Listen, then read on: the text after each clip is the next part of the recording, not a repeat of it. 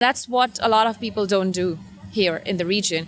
We just, get a bunch of requirements, create some tech, and then get it out of the window.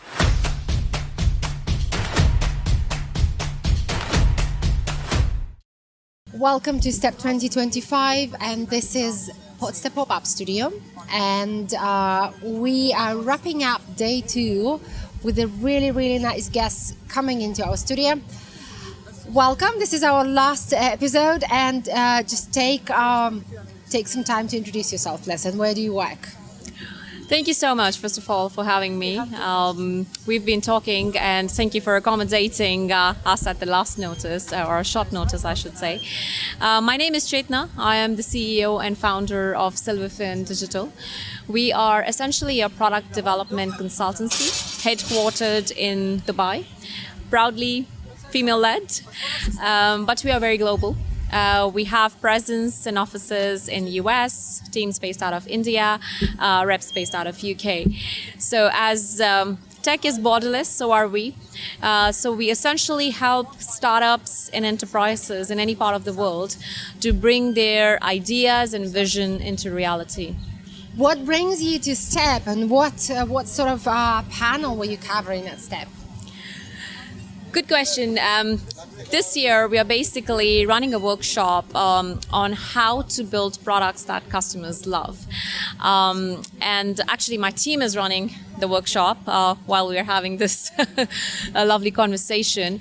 And it's essentially about, how do you validate your assumptions, which also helps you mitigate risk, but also be product-led / customer obsessed. So, and in terms of the product development, that's an interesting conversation that we haven't had at STEP this year yet. Mm-hmm. So how have the products evolved over the years?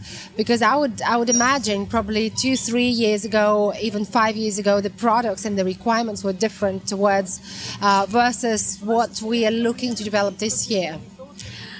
Absolutely. I'll give you my take on it, which is not the AI take.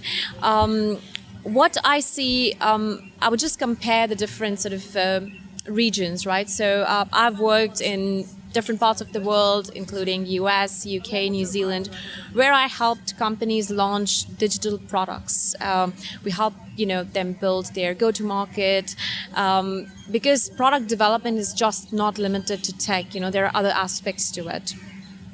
So I still feel the product culture is evolving in the region. Back in the day, tech was very isolated. Yeah. You would have a business division or a founder who would just talk directly to technology. But now there is a lot more sort of structure to it. You have product managers, a product team, and they are the customer's advocate in the business. Yeah. And you have designers. And design is not just making something beautiful. Mm-hmm. It's about validating your hypothesis. Every startup, every product, every business has a bunch of hypotheses when they start a new idea or start a new product. And those need to be validated. And I say that from experience, having launched successful products and some that didn't work. And I think your big lessons comes from the failures you have had. Of course. So design is also an important part of it, which involves your user research, your involvement with the stakeholders, the customer interviews, both qualitative and quantitative data, your usability testing, because you just, don't create something and launch it in the market. You need to make sure it's usable, it's intuitive, it's friendly. And that's what a lot of people don't do here in the region. We just, get a bunch of requirements, create some tech, and then get it out of the window. And to answer your question, tech has evolved.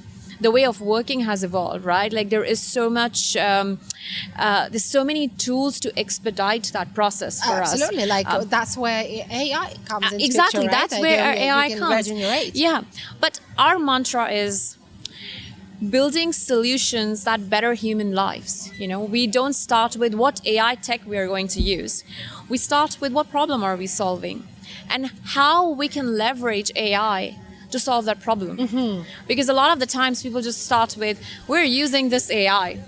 But is it really solving real problems or bettering human lives? So just to give you a beautiful example, we are working with a special needs school in Dubai. And they have a real problem because all their processes are manual. So their staff, their students, especially the staff, they have to stay back after their working hours to just kind of do this cumbersome manual processes. And we have given them a platform. Of course, it's AI driven and all that jazz, but it's solving a real problem. So our approach is that we always start with problem first and what do our customers and the users need instead of want.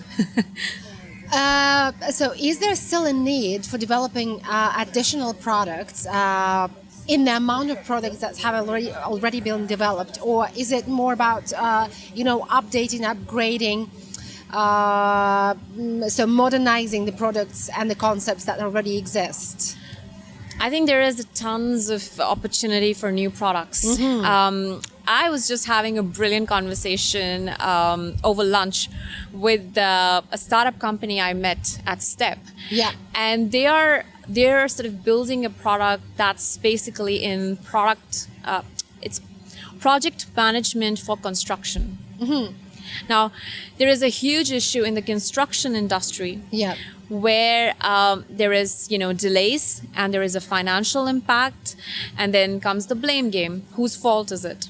So they are specifically targeting that market. And even I believe if you're working on a product, if you have a product company, work on a niche. Don't try to be jack of all trades. If you pick a niche, you work on that niche, there's more chances of you being successful. So I gave you the example of construction, right? And this is what we are seeing. In fact, there's a lot of opportunity in mobility. There's some really cool projects we're working on. I can't disclose that at this stage because inshallah they should be going live next week. So there's a lot of opportunity in transportation and mobility. So a lot has happened. A lot has happened in fintech space and AI space, but there are still industries that are, behind. I would say insurance tech. It's still, I would say, old school here. So I led the digital products for a major health insurance provider in Australia and New Zealand, and we built some really, really cool tech. And I think we still have that sort of opportunity in the region where we can pick traditional industries, whether it's insurance, I wouldn't say transportation is traditional, but there's a lot of scope there. It is a very classical, traditional, heavy industry, logistics and oil and gas, and that's why you name the big industries that crave for innovation. So we tend to innovate something that is on the surface. I mean, not on the surface, it probably is easier and has a faster requirement like fintech. So that's why we have the fintech as the first priority, but it has been oversaturated with the solutions now. Now we need for the startups to move into a deeper sort of understanding the much heavier ecosystems. Absolutely. So to answer your question, yes, there is room for innovation, but in my opinion, it's like picking those industries which haven't seen that advancement. Fintech is already saturated, I would say, but I'm seeing a lot of cool innovation happening in legacy industries such as insurance or construction and logistics, oil and gas, things like that. Sustainability, like anything that is. Anyway, so the question is: do you see those dynamics on Step in terms of what startups are they interested in innovating those industries with the new products, and how do you see the digital concept of these products evolving? Is it more of an AI-based, SaaS-based, as it used to be like a sort of a buzz trend for a long time? Or is it, what kind of model is behind those products? So what is still in demand? Yes, so I'll tie my answer back to the previous question. If we talk about the traditional industries, right? There are major players. Yeah. And it's it takes a while to convince them to adapt something new. So yeah, there are startups coming up with innovative products and solutions, but are these enterprises and traditional pair adopting them? So I think it's gonna take some time to bring them on the journey where they can start adapting these new innovative products, because they are very set in their way of doing things. Talk about insurance, right? But don't you think that the startups need to sort of adapt to the fact that the bigger industries with multiple massive investments out there, they will stay the way they are? It's the startups that need to be able to sort of embrace the complexity and try and work with something that is a little bit more rigid than anything else. Absolutely. But I think it's also working with, and that's why you need to be product led. You really need to have a very deep understanding of what are the pain points that we are solving, and work with your potential customers very, very closely, especially when you're working in these traditional industries, because they are set in their ways. So for these startups, being product led is super duper important. Otherwise, you're going to build something that no one would want. And they will already, they already have that perception what we are doing is right. So being customer obsessed is really critical for these startups if you're working with traditional industries, I would say. But do customers want to be, surrounded by the company that are obsessed with them? And do you see, what do this ecosystem need? What does it need to be able to help these two worlds to bridge? The traditional industries that require innovation, at the same time startups that producing the products and really having an energy to innovate. How do you bridge those two worlds, in your opinion? That's a very interesting question, and I have only one answer: is being data driven. Yeah, so we don't want to be clingy, as you rightly mentioned, but it's being data-driven, evidence-driven. So it's your evidence-driven design, your evidence-driven tech. Let data make the decision, right? We just, there's one of our customers. They came up with this brilliant idea. But it was a very sort of there were a bunch of hypotheses. And in fact, we told them, hey, let's take a break here and let's do some research to validate our hypothesis, because we don't want assumption-based decisions or gut-driven decisions. I mean, those are good sometimes, but you ultimately want to validate it with data and evidence. So that's why I keep saying this word again, validation with data, and because data never lies, right? People get emotional about their decisions or what they like and dislike, but data doesn't lie, numbers don't lie. So in my opinion, if we can sort of bring in data in this conversation, that's going to be really, really important to get alignment, because you have the proof, you have the evidence, and this is what I have seen worked. When emotions come into picture, just let data talk and make decisions. So what do you see now? Is it more of a SaaS-based product or more of a transition to AI happening quite rapidly? So what do you see? AI can be SaaS-based as well, right? You could still have that as a service. So it really depends. There is, I think the D2C, the direct-to-consumer market is becoming saturated. Yeah. As you said, there's so many products, there's so many apps, and so many AI stuff that's happening. True. Yeah. I definitely see a great space in B2B. SaaS-based model could still work for them. But I think this is where we can solve really good problems as well. As we talked about the traditional industries, there is still so much room in B2B space. And they wouldn't necessarily go with just SaaS-based. They would definitely want something custom, something more white labeled for them. So I think as startups, we have to be open to that idea, or we build in the capabilities to have those customizations and to have those white labeling solutions for our B2B clients or B2B2C clients. Yeah. I think this is where personally I see a lot of room for growth. Have you